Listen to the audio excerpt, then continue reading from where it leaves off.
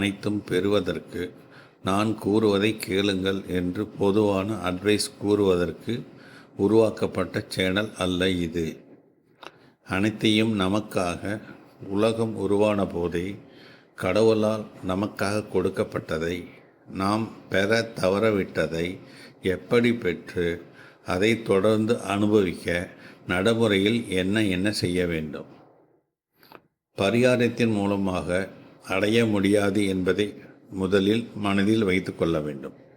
மேலும் நாம் நம்மை உருவாக்கிய கடவுளிடம் எப்படி உறவாடி அவரின் கருணையால் பெற அதுவும் நம்மால் மட்டும்தான் முடியும் என்பதை மிகவும் எளிமையாகவும் உறுதியாகவும் சுயநலம் இல்லாமலும் மேலும் உண்மையாகவும் கேட்டு நடைமுறையில் பயன்படுத்தினால் மட்டும் போதும், வாழ்க்கை இனிமையாக மாறும்.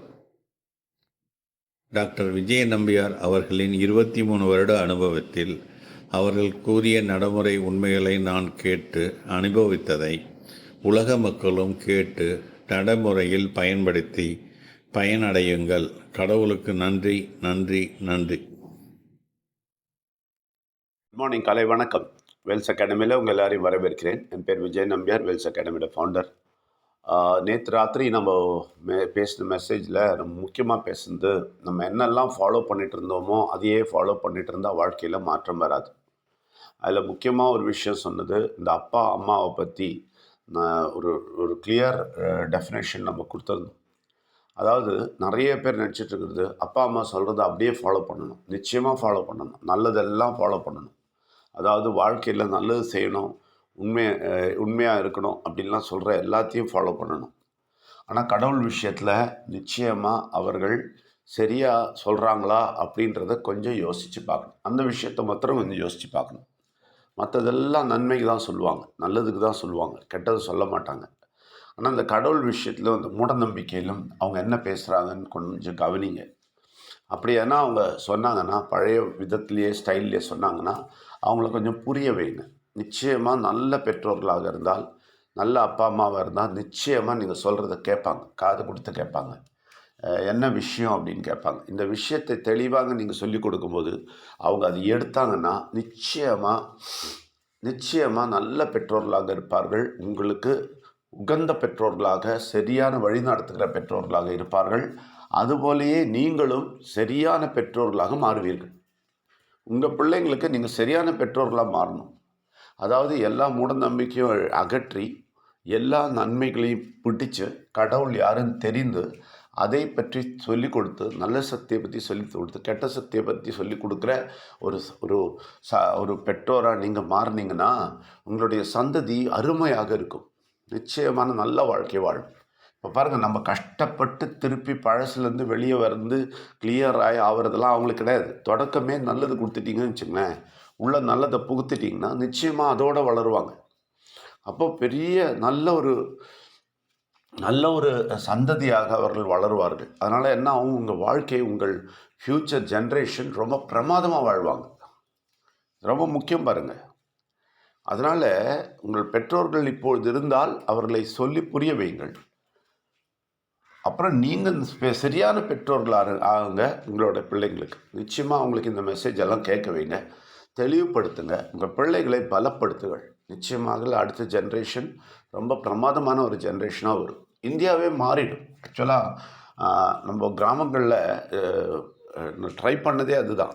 மைண்ட் ரினியூவல் மெசேஜை ஏன் ட்ரை பண்ணோம் அப்படின்னா, நிச்சயமாக ஒரு 15 வயசு பிள்ளைய நம்ம சரி பண்ணி எடுத்துட்டோன்னா 10 வருஷத்தில் இந்தியாவே மாறிடும்.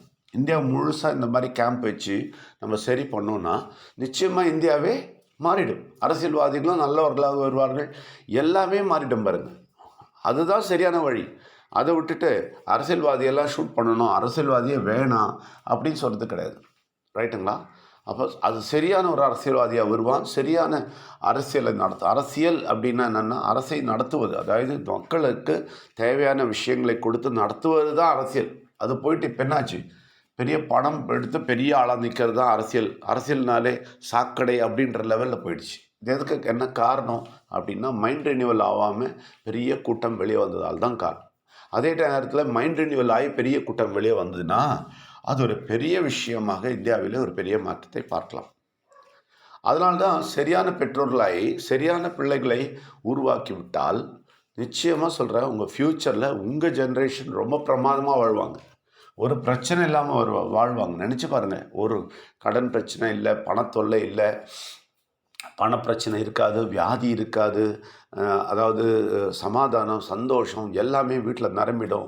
சகோதரத்துவம் எல்லாமே இருக்கும். அன்பு அதிகமா இருக்கும். சண்டை வராது. கோர்ட் கேஸ் போகாது. அ எவ்வளோலாம் நன்மைகள் வருது பாருங்க. இந்த எல்லா நன்மைகளும் வரணும்னா, உங்களுடைய ஜெனரேஷனை நீங்க கொண்டு வரும்போது, நிச்சயமாக வித்தியாசமான ஒரு ஜெனரேஷனா கொண்டு வரணும். அதுக்கு மைண்ட் ரினிவல் ரொம்ப ரொம்ப யூஸ்ஃபுல்லா இருக்கும். அதை நீங்க அவங்களுக்கு அப்ளை பண்ணிட்டீங்கனாலே, ஃப்யூச்சர் நல்லாயிருக்கும். இதுதான் நம்ம சொல்றோம். இது ரொம்ப முக்கியமான விஷயம். இந்த விஷயத்தை நீங்க ரொம்ப ஆர்வமா கேட்குறீங்கன்னா, நிச்சயமா ராத்திரி வாங்க கேளுங்க.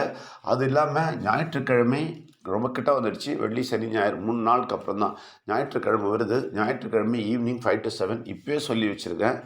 இப்பயே ஃபிக்ஸ் பண்ணிவிடுங்க. 5லேருந்து 7 வேறு எந்த வேலையும் வச்சுக்க மாட்டீங்க. ஏன்னா ராத்திரி வராதவர்கள் நிச்சயமாக ஞாயிற்றுக்கிழமையை கூட மிஸ் பண்ணாதீங்க. அதையும் மிஸ் பண்ணிட்டீங்கன்னா சுத்தமாக தூரம் போயிடுவீங்க. காலையில் 5 நிமிஷம் மெசேஜ் ஒன்றுமே தராது உங்களுக்கு.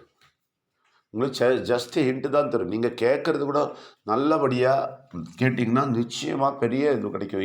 20 வருஷம் எக்ஸ்பீரியன்ஸ்லேயும் ரிசர்ச்லேயும் வருது இல்லையா? அதனால் நிச்சயமாக அதை இன்னைக்கு ராத்திரி 9லேருந்து 10, 9லேருந்து 9:30 ஹிந்தி, 9லேருந்து 10 மதர் லாங்குவேஜ் சொல்கிறோம்.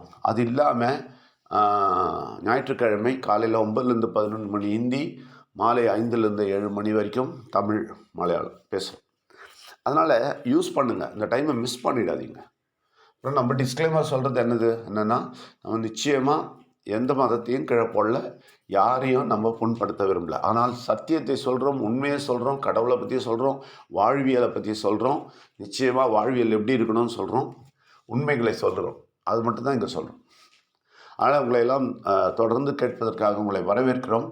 தொடர்ந்து கேளுங்கள், பெரிய பெரிய காரியங்கள் செய்யுங்கள், நிச்சயமாக பெரிய விஷயங்களை செய்யுங்கள். அப்போ தான் உங்களுக்கு இந்த விஷயம் கேட்டுட்டு நல்லா புரிஞ்சு, நான் சொன்ன மாதிரி உங்கள் ஜென்ரேஷனை மாற்றுங்க. உங்களோட முன்னாடி இருக்கிற ஜென்ரேஷன் அப்பா அம்மா இருந்தாங்கன்னா அவங்களையும் சொல்லி புரிய வைங்க. ரொம்ப கஷ்டமாக இருக்கும், கஷ்டமான வேலை தான், ஆனால் ட்ரை பண்ணுங்கள். ஆனால் நீங்கள் சரியான பெற்றோர்களாக மாறுங்கள், பிள்ளைகளை சரியாக வளருங்கள், அது சரியான மைண்ட் ரினிவல் ஊட்டி வளருங்கள். நிச்சயமாக வித்தியாசமான ஒரு சந்ததியை பார்ப்பீர்கள். ஒரு வித்தியாசமான தலைமுறையை இந்தியா பார்க்கும். உங்கள் எல்லாரையும் வரவேற்கிறேன். நன்றி, வணக்கம். டாக்டர் விஜய நம்பியார் அவர்கள் கூறிய உண்மைகளை கேட்டதற்கு நன்றி. அதை நீங்கள் அனுபவித்து பயன்படுத்தி மற்றவர்களிடம் கூறுங்கள். கடவுளுக்கு நன்றி, பிள்ளையானவருக்கு நன்றி, உயிரானவருக்கு நன்றி, நன்றி, நன்றி.